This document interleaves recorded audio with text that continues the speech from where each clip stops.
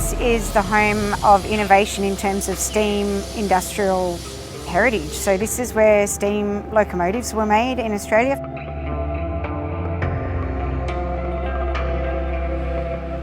So one of the most important things about this site is this is the home of workplace rights. Because the conditions at the locomotive workshops were extremely harsh, you had people working with boilers, fire, extreme heat, extreme pollution. They were also subject to really quite extreme workplace controls. Unions rose and actually together banded to form the Great Strike, which is where we got the working conditions we get today.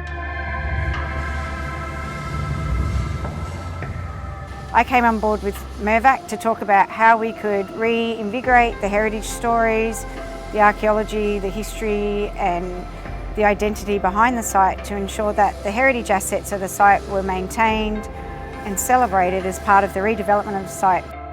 The heritage is what I think is what gives the precinct and the redevelopment the purpose. It allows the precinct to have a deeper meaning to it.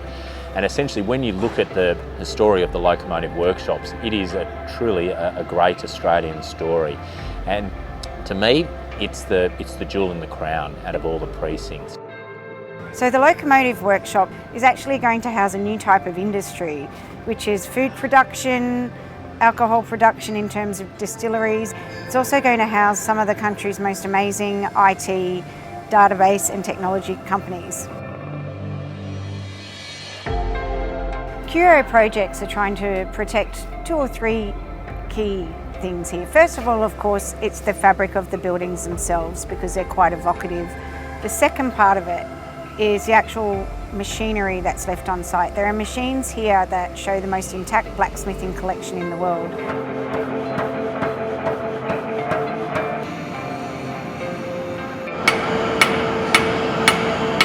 The third key and most important thing that we're trying to protect here is the history and the stories of the people who worked and lived and formed a community around the Eveleigh workshops.